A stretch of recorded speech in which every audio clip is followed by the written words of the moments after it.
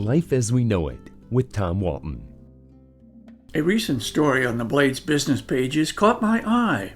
The headline was stunning. Record album sales reached $1 billion last year, the headline said.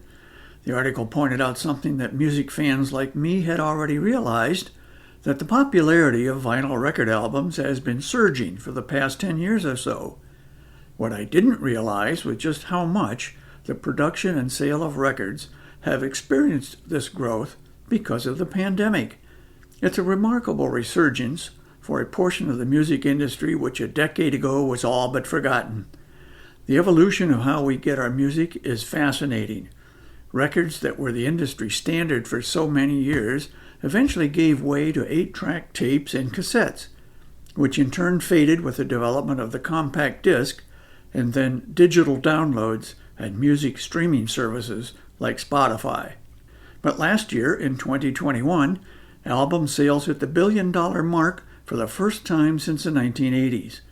With many performers canceling their tours because of the pandemic and millions of fans basically stuck at home, music lovers began rediscovering the joy of flipping through albums in record stores or, in many cases, revisiting their own private collections.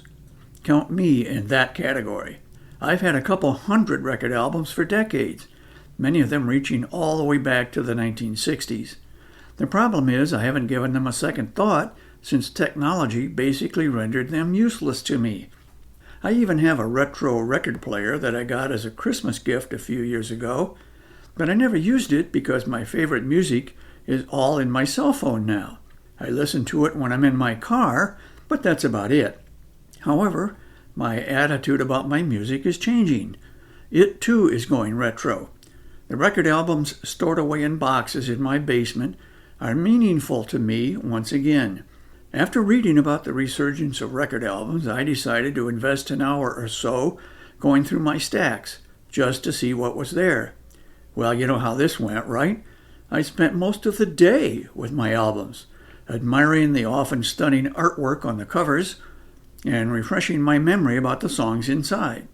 I never realized my musical tastes were so eclectic back in the day. Elvis, Barbra Streisand, the Beatles, including their first album, Meet the Beatles, Linda Ronstadt, Seals and Croft, the Eagles, Jimmy Buffett, classical stuff by Beethoven, Bach, and Chopin. There was some country, including Barbara Mandrell, the Oak Ridge Boys, Glen Campbell, even some off-the-wall stuff like an album called At Home with Bert and Ernie. Hey, don't judge. There's another album by my stand-up comedy hero, George Carlin. It's called Toledo Window Box. I even have a few albums that are still sealed in their original cellophane wrapper. Why they were never opened? I have no clue. I don't know which excites me more, the fact that vinyl is making a big comeback or the rediscovery of the treasures in my basement. Maybe I should think about opening my own record store. All I have to do is rent a shop with a wooden floor. It's got to have a wooden floor that creaks, you know? Part of the nostalgia.